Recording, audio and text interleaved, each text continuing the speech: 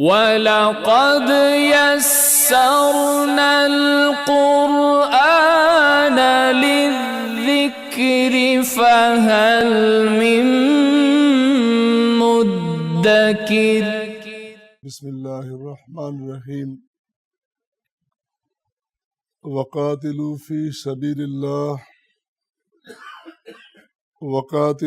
سبیل اللہ الذین یقاتلونکم ولا تعتدوا ان اللہ لا يحب المعتدین۔ صدق اللہ العظیم و صدق رسولہ النبی الکریم۔ اللہ کا خاص فضل و کرم اور اس کا عظیم احسان کہ اس مالک رحیم و کریم نے ہمیں اپنا پاک کلام قرآن کریم پڑھنے کی سننے کی توفیق بخشی ہے۔ بلا شبہ یہ بہت بڑا خزانہ ہے، یہ زندہ معجزہ ہے،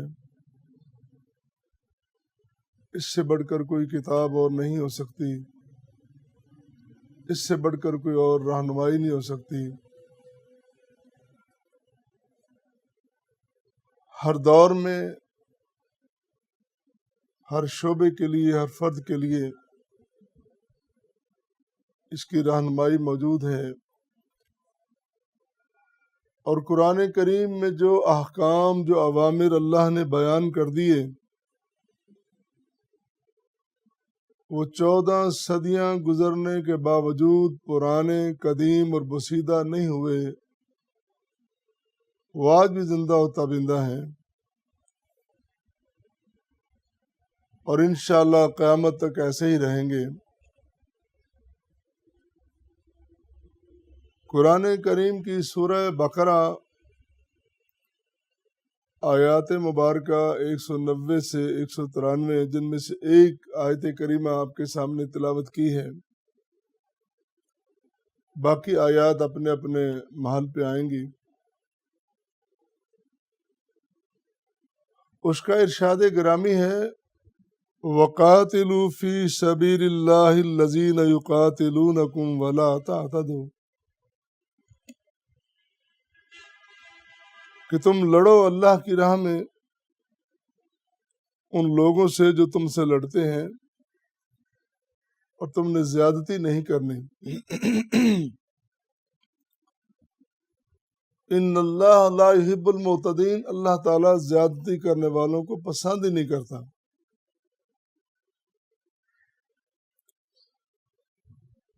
اس آیت کریمہ کی روشنی میں پہلا نقطہ ہمارے سامنے قابل فہم یہ ہوگا کہ اسلام میں جہاد اور قتال کے احکام اور آداب کیا ہیں۔ اسلام جو دنیا کا زندہ و تابندہ مذہب ہے، اس نے کوئی شعبہ اپنا تشنہ بیان نہیں چھوڑا، ہر شعبے میں واضح احکامات فرمائے ہیں۔ جہاد اور قتال جس کا بڑا غلغلہ ہے، جس کے بارے میں بہت ساری باتیں کی جاتی ہیں، سوالات، اعتراضات اٹھائے جاتے ہیں، اور مسلمان کی، مومن کی زندگی کا لازم حصہ ہے، اس کے بارے میں یہ جاننا بہت ضروری ہے کہ کیا جہاد اور قتال کے بارے میں کوئی حدود و قیود بیان کی، کوئی پابندیاں لگائیں، کچھ اصول، کچھ ضوابط بیان کیے۔ بنیادی طور پر یہ بات ہمیں سامنے رکھنی چاہیے، اور وہ حقیقت ہے، اسلام جس کا مرکز و محور، اور اگر اسلام لفظ دیکھا جائے تو اس کا مادہ ہی سلامتی ہے، اس کا مادہ ہی امن ہے۔ اور اسلام کا مقصد غائب بھی امن و سلامتی ہے، ہر صورت میں، ہر حال میں، ہر دور میں، ہر شعبے میں اسلام نے اپنے ذرّی اصولوں کی پاسداری کی ہے۔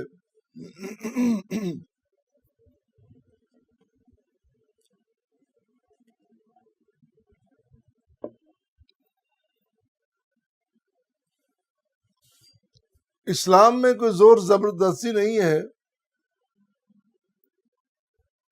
اسلام تلوار کے ذریعے لوگوں کو مسلمان نہیں کرتا، اسلام کا قطعاً یہ مقصد نہیں ہے کہ ہر خطیب اور ہر امام کے ہاتھ میں تلوار ہو، خنجر، اور وہ لے کے لوگوں کے پیچھے لگ جائے کہ آؤ بھائی مسجد میں آؤ ورنہ میں تمہیں قتل کر دوں گا۔ اسلام کا انداز دعوت ہے، اور وہ بھی بالموعظۃ الحسنہ، بڑے پیار کے ساتھ، بڑے احترام اور بڑے وقار کے ساتھ۔ دعوت دینے والے نے جس کو دعوت دی جا رہی ہے اس کا وقار بھی ملوز خاطر رکھنا ہے، بحیثیت انسان اس کی تکریم کا بھی خیال کرنا ہے، اور اب کی دعوت بھی دینی ہے۔ دعوت میں کوئی کمی نہیں، کوئی رد و بدل نہیں، کوئی تغیر و تبدل نہیں، جو رب تعالیٰ کی طرف سے حکم ہوا وہ بیان کرنا ہی کرنا ہے۔ بہرحال اسلام سلامتی کا، امن کا مذہب ہے، اور اسلام کا مرکز کعبۃ اللہ، خانہ کعبہ، بیت اللہ، یہ تو پہلے دن سے سلامتی کا مرکز رہا ہے، ڈے 1 سے۔ اور پھر سال کے 12 مہینوں میں 4 مہینے بطور خاص مقرر کر دیے کہ تم نے ان 4 مہینوں میں کوئی لڑائی، کوئی قتال نہیں کرنا ہے۔ بہت سارے دلائل، شواہد موجود ہیں جو یہ کہتے ہیں اسلام اور مسلمان، اسلام کا مقصد غائب اور مسلمان کی زندگی کا مقصد امن قائم کرنا اور امن میں رہنا ہے۔ اور پھر جب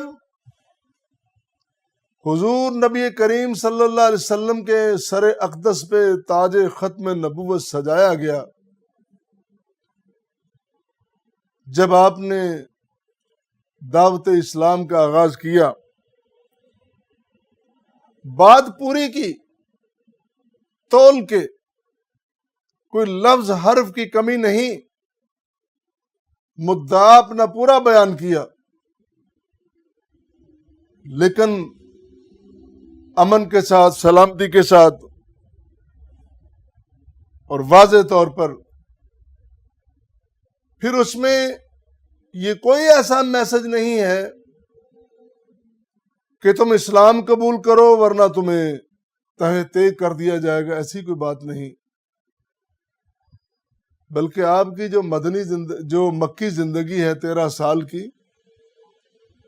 کتنا درگزر اس میں،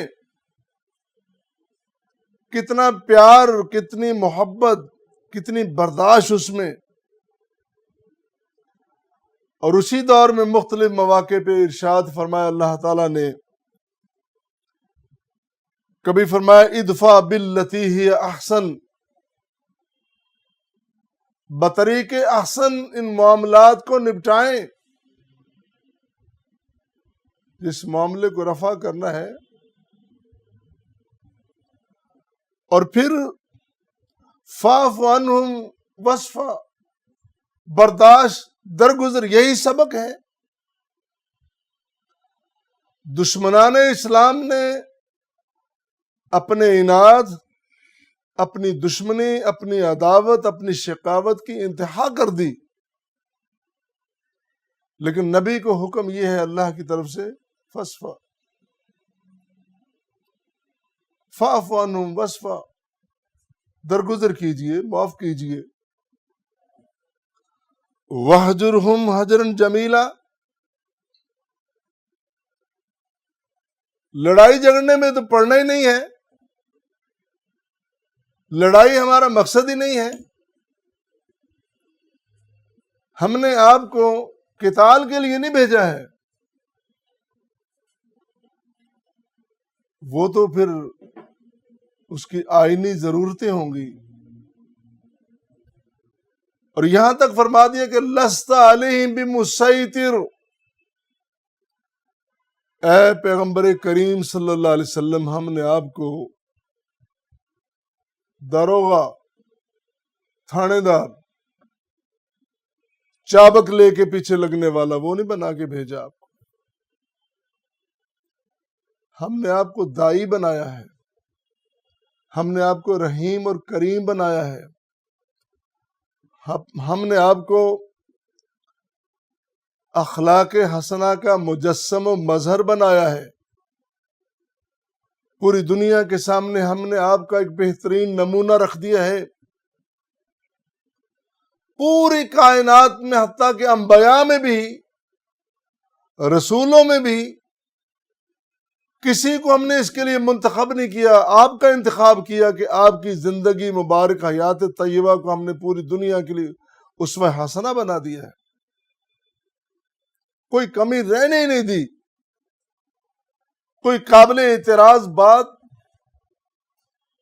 اور کوئی قابل اعتراض کوئی ایسا عمل، اس کی گنجائش ہی نہیں چھوڑی ہم نے. اللہ اللہ.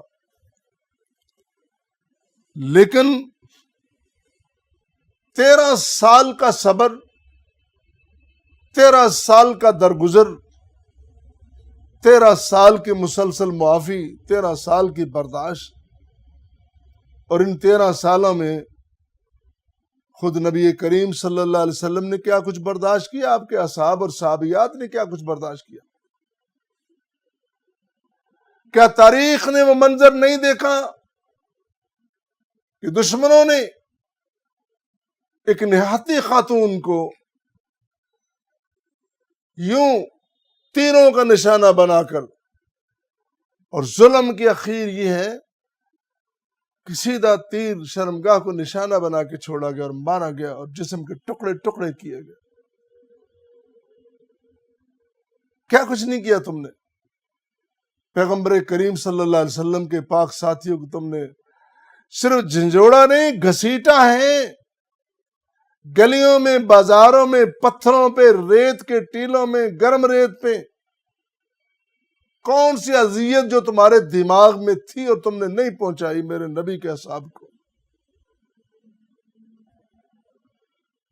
پھر جب ہم نے کہا کہ اے نبی کریم صلی اللہ علیہ وسلم، آپ یہاں سے تشریف لے جائیے، ہم نے ایک اور جگہ آپ کے رہنے سہنے کا بندوبست کیا ہے، وہاں اذیتیں کم ہوں گی، تکلیفیں کم ہوں گی، اور اسلام کے پھیلنے میں رکاوٹیں کم ہوں گی. اور سینکڑوں میل دور ہم نے اپنے نبی کو بسایا. تم ایسے شیطان کے نرغے میں تھے کہ تم نے، تمہارے تکبر نے، تمہارے غرور نے پھر بھی پیچھا نہیں چھوڑا. وہاں لڑنے پہنچ گئے، وہاں اسلام کو ختم کرنے پہنچ گئے، اور سارے راستے ناچتے گاتے گئے اور کہتے گئے آج کے بعد ہم اسلام کی جڑ کو اکھاڑ دیں گے، پیغمبر اسلام اور ان کے ساتھیوں کا نام و نشان نہیں چھوڑیں گے. معاذ اللہ. کیا کچھ تم نے نہیں کیا. پھر ہم نے اپنے پیغمبر اور پیغمبر کے ساتھیوں کو اجازت دی اور پھر فرمایا وَقَاتِلُوا فِي سَبِيلِ اللَّهِ الَّذِينَ يُقَاتِلُونَكُمْ، جو لڑتے ہیں تم سے ان سے لڑو، جو لڑتے ہیں ان سے، جو نہیں لڑتے ان سے نہیں. یہ نہیں کہ لوگوں کے گھروں میں گھس گھس کے ان کو مارنا ہے. نہیں، جو تمہارے سامنے بہت بڑی رکاوٹ ہے ان کے ساتھ تم نے لڑنا ہے۔ ہم نے کیا چہرہ پیش کیا جہاد اور قتال کا، اور اس کے نام پر کتنی رسوائیاں سمیٹی ہم نے۔ پہلے تو ہم اپنا گھر درست کریں، ہم اپنے اس قابل اپنے آپ کو بنائیں کہ ہم اس مقام پہ ہوں کہ ہم مجسم امن و سلامتی، مجسم سمع و طاعت ہو گئے ہیں۔ اب آگے ہم نے لے کے چلنا ہے معاملات، ہماری دیانت، ہماری شرافت، ہمارا عمل، ہمارا قول، ہمارا فعل، ہماری سمع و طاعت اس طبقے کی ہے، پھر لے کے آگے بڑھے۔ فرمایا اب لڑائی کرنی ہے، اور یہ بھی ایک جگہ فرمایا کہ اذن للذین یقاتلون بانہم ظلموا، ہم نے اجازت دے دی اپنے ان بندوں کو جن کے ساتھ لڑائی کی جا رہی تھی، لڑائی کی جاتی تھی، جن کو ظلم کا نشانہ بنایا جاتا تھا، انہیں اجازت دی اب لڑو۔ اور لڑنے کے دوران بھی جو باطل کا نظریہ ہے، جو استحصالی قوتوں کا جو طریقہ کار ہے، جو سامراج کا طریقہ کار ہے، جو شیطان اور شیطان کی ذریت کا طریقہ کار ہے کہ میدان جنگ میں جو مرضی کر لو، کوئی اصول نہیں، سب جائز ہے، بلکہ کہہ دیا کہ محبت میں بھی اور جنگ میں سب جائز ہے۔ یہ کیسی محبت جس میں سب جائز ہے؟ یہ کیسی لڑائی جس میں سب جائز ہے؟ بھائی کیا کر رہے ہو؟ انسانیت کی توقیر کے لمبردار، اس کی تقریم کے لمبردار کہتے ہیں کہ سب جائز ہے، اور مطعون بنایا جا رہا ہے مسلمان کو، تانا اس کو دیا جا رہا ہے۔ مسلمان کے اصول میں دیکھو، مسلمان کہتا ہے کہ نہیں، سب جائز نہیں ہے۔ مسلمان کہتا ہے کہ ہمارے قرآن نے ہمیں اجازت نہیں دی سب جائز کی، ہمارے قرآن نے ہم پر پابندیاں لگائی ہیں، ہمارے پیغمبر اکرم صلی اللہ علیہ وسلم نے ہم پر پابندیاں لگائی ہیں کہ لڑائی بھی کرنی ہے تو طریقے سے کرنی ہے۔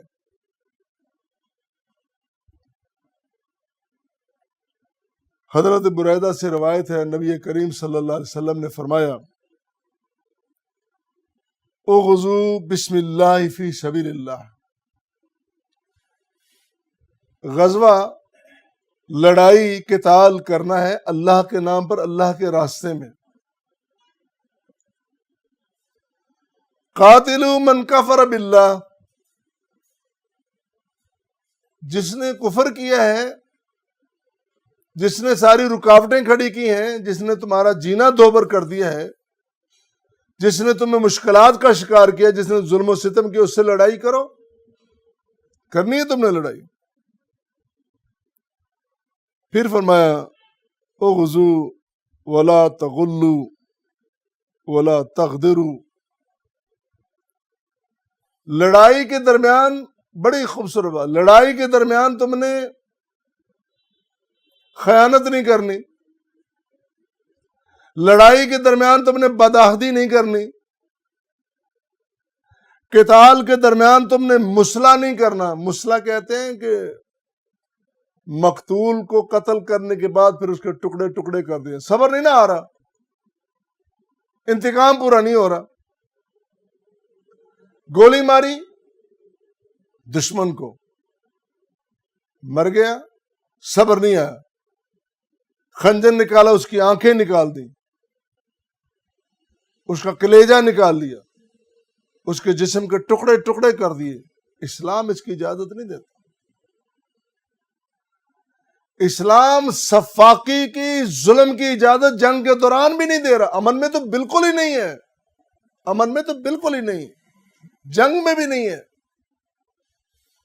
حضور نبی کریم صلی اللہ علیہ وسلم نے فرمایا کہ ولا تمثلوا، مسلح نہیں کرنا، ولا تقتلوا ولیدا، بچے کو بھی قتل نہیں کرنا۔ پھر فرمایا کہ جو مجاور ہیں اپنی اپنی عبادت گاہوں کے، ان کو قتل نہیں کرنا۔ فرمایا بوڑھوں کو قتل نہیں کرنا، فرمایا عورتوں کو قتل نہیں کرنا۔ حدیث میں آتا ہے کہ غزوات میں سے کسی غزوے میں عورت مقتول پائی گئی۔ نبی کریم صلی اللہ علیہ وسلم جو بڑے رحیم کریم ہیں اور جنہوں نے عورت کی عزت اور توقیر کو مسلمہ بنا دیا، معاشرے میں ایک مقام دیا، جب اس کو مقتول کو دیکھا تو فرمایا کہ میرا کوئی ساتھی، میرا کوئی مجاہد آج کے بعد کسی عورت کو قتل نہیں کرے گا۔ انہوں نے ہمارا کیا بگاڑا ہے؟ ان بوڑھوں نے کیا بگاڑا ہے؟ ان بچوں نے کیا بگاڑا ہے؟ یہ جو عبادت گاہوں کے مراکز کے مجاور ہیں، جو گدی نشین ہیں، جو وہاں پہ بیٹھے ہیں اپنی ڈیوٹی دے رہے ہیں، انہوں نے ہمارا کیا بگاڑا؟ حتیٰ کہ تم نے فصلوں کو نہیں اجاڑنا، دشمن کی انڈسٹری تباہ نہیں کرنی۔ کتنے بڑے اصول! پوری دنیا میں ہے کوئی اتنا بڑا مذہب جو ایسے اصول پیش کرے؟ تم نے ظالموں ہمارے دین کا حلیہ بگاڑ دیا، ہمیں متون بنا دیا، ہمارے دین کو بھی متون بنا دیا، معاذ اللہ۔ اسلام نے، قرآن نے، حدیث مصطفیٰ نے جنگ کے آداب اور اصول رکھے ہیں، ان کے بغیر جنگ نہیں کی جا سکتی۔ چونکہ وقت مختصر ہے، اسی بات کو سمیٹتے ہوئے کہ جو اصول بیان کر دیے گئے ہیں 1400 سال پہلے تھے، آج بھی وہی ہے۔